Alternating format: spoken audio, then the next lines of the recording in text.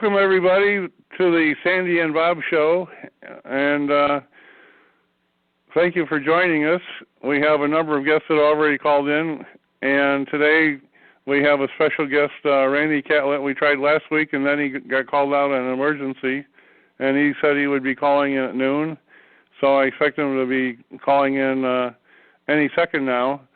But what we're going to be talking about is efforts to improve gas mileage.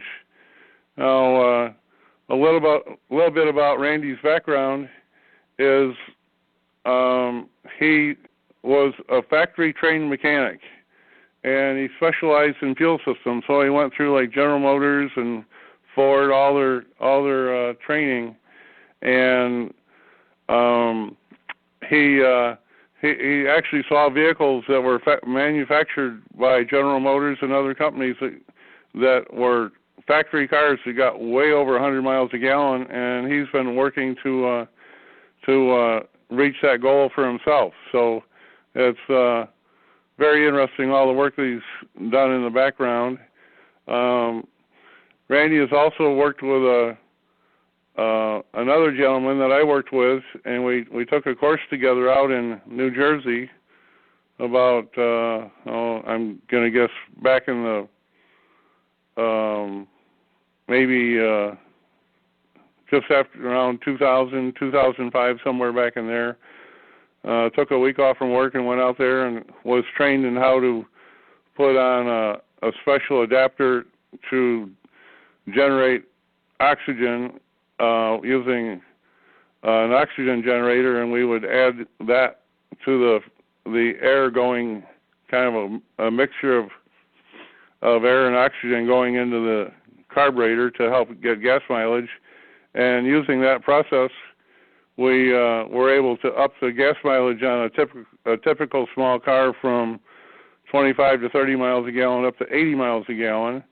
And those were on. We had to make some modifications for the car's computer, and about 6 months into the project, car that we converted, all of a sudden their cars were back to getting only 25 or 30 miles a gallon, and we couldn't figure out where we went wrong.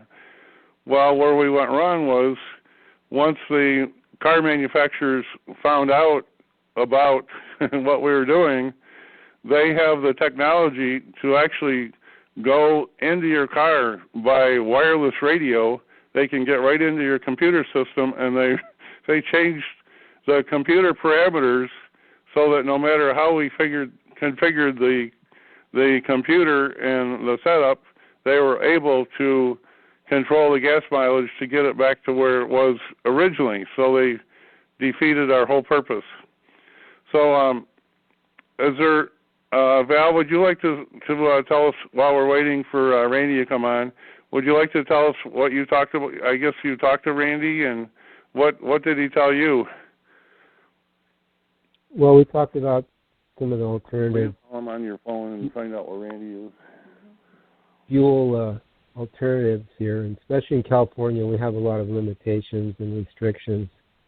So getting around that is challenging, but... we have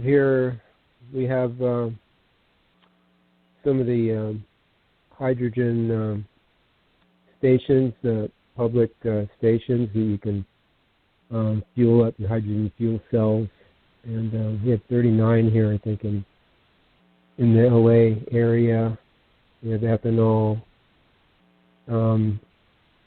liquefied natural gas, propane, electric, of course. There's a lot of electric stations here, hookups, compressed You're saying natural they gas. do have, Val, you said they do. You're a little bit hard to hear for some reason. Okay. You said that they have hydrogen stations where you can fill up with hydrogen or propane, or what is it? Yeah, hydrogen. I believe they have like 30 to 40 of these in our area here. If you have a hydrogen fuel cell, I'm not up on all that, but you're limited to how far you can go, or you can get your own, I guess, get your own setup. But they do have public stations here too for those vehicles that have conversions. And of course, they have electric stations here. There's over 5,000 in California. There's compressed natural gas, biodiesel, propane, liquefied natural gas. So we were just talking about different alternatives, and I have a Ford Ranger 2004 that I would like to convert once we get more information on that. Yes. Pardon? Oh, thank you, Val. Randy, are you on? I am here. Okay.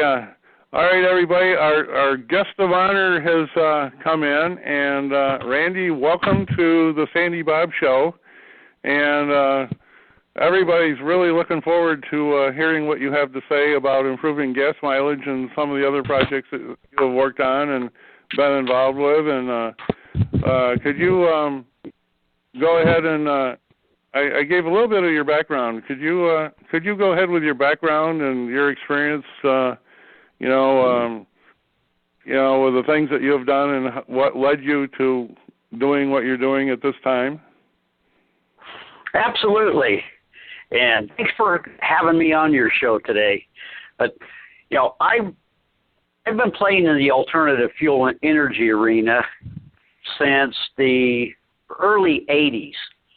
And actually, my background is I'm a mechanic by trade. I'm a former Marine, but they always say once a Marine, always a Marine. But I'm also the former USMTA. Yeah, I'm also the former USMTA lightweight kickboxing champ. And I don't say that to brag or boast. I just mainly say that because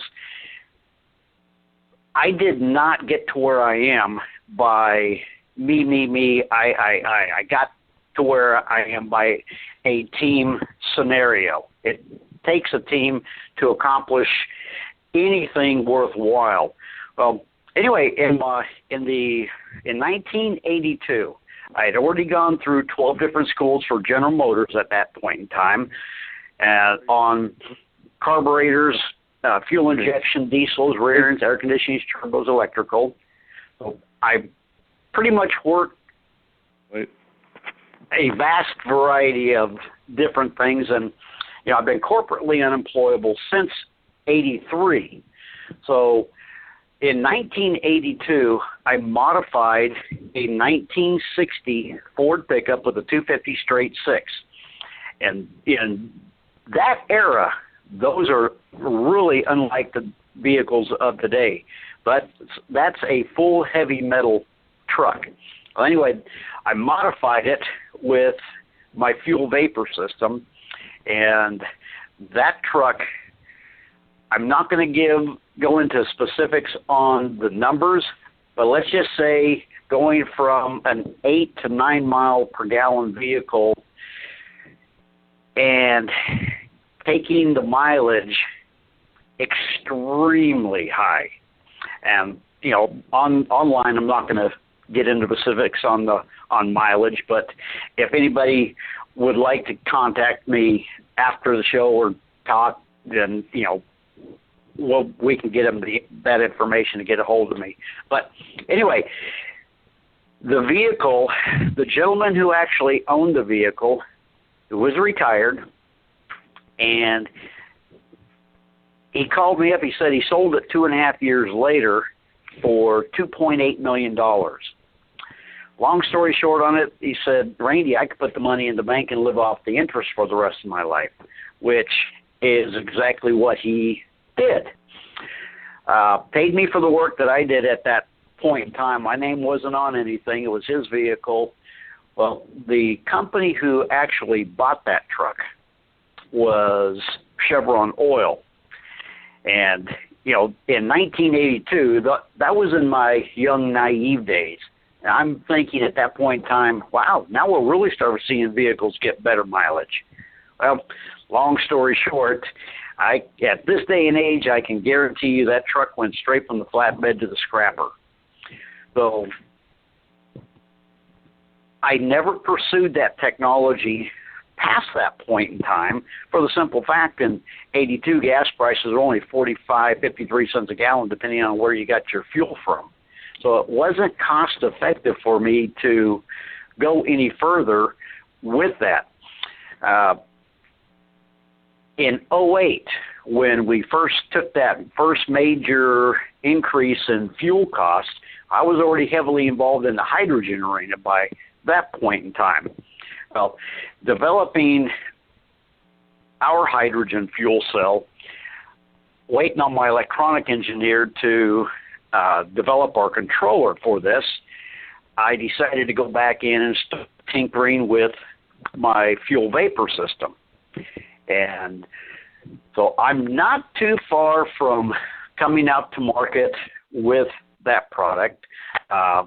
Unfortunately, I will not be able to market it in the traditional methods because the technology that, well, let's just say it suppressed the technology back in 82. What do you think they're going to do in today's day and age? So I have to come out with this in a little bit different type of platform. And the new CAFE standards with the Trump administration has been raised from the 42 mile per gallon range into the 54 mile per gallon range.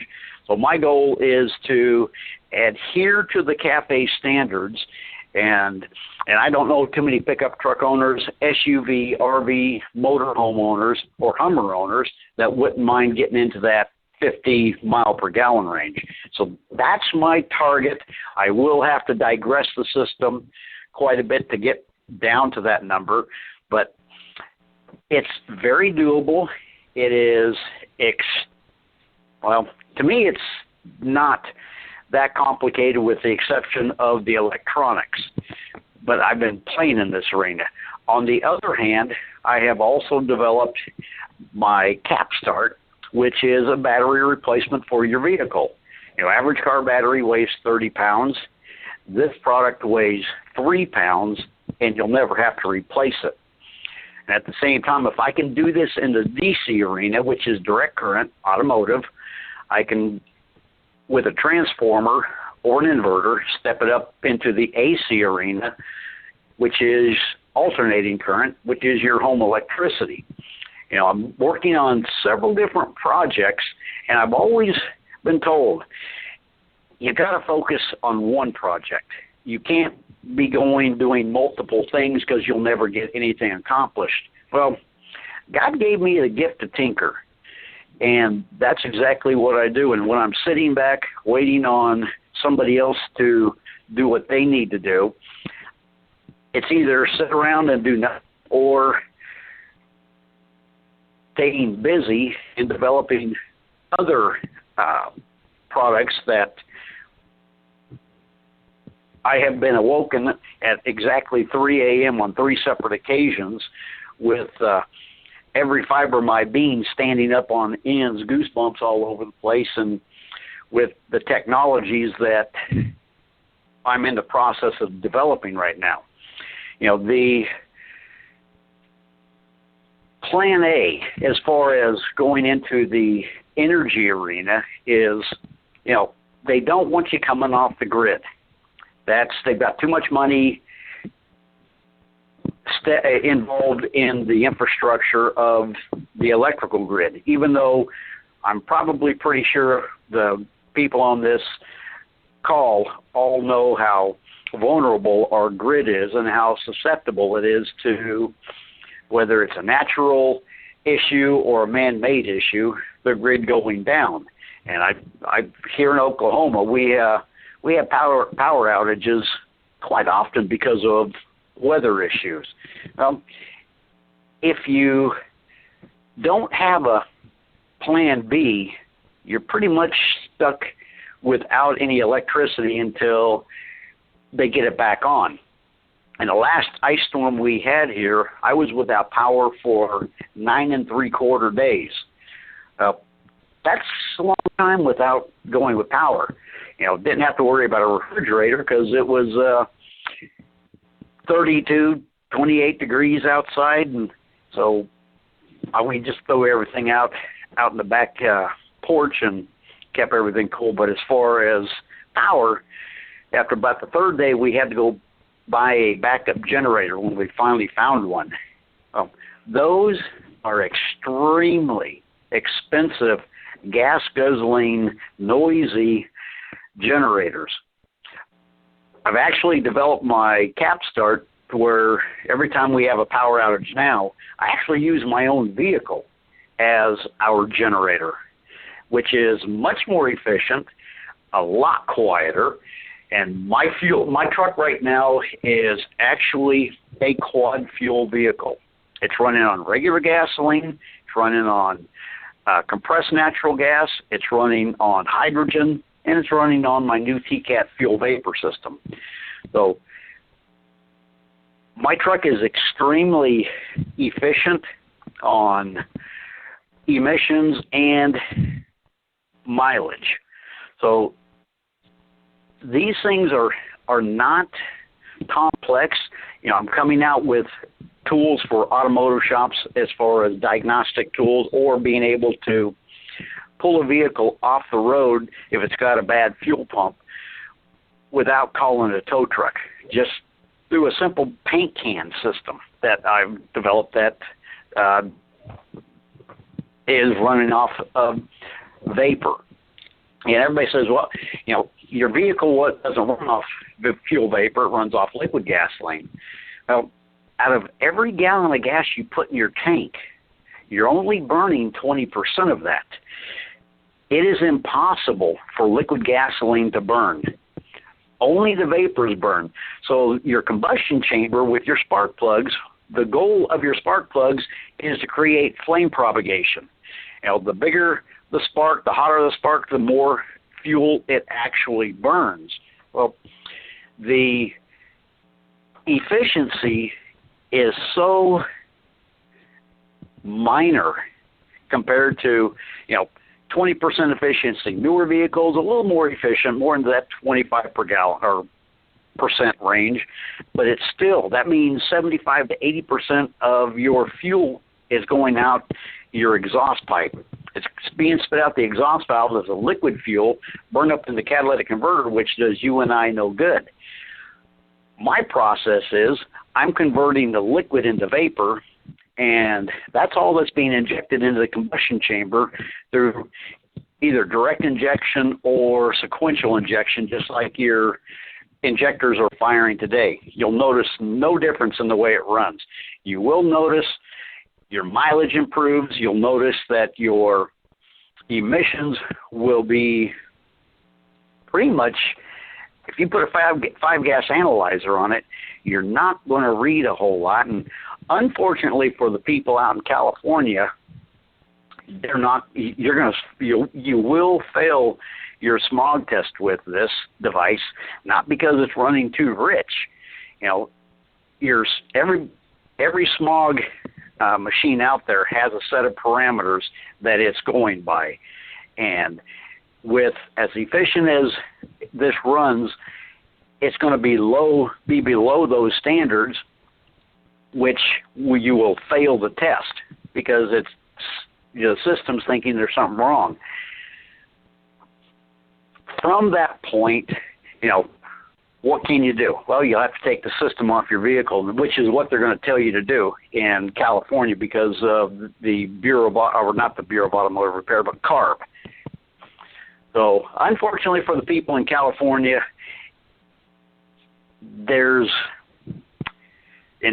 until the things change, or the people stand up and vote the entities out of place, then there's not a whole lot that can be done in California because they'll never allow anything like this to be sold or installed in California.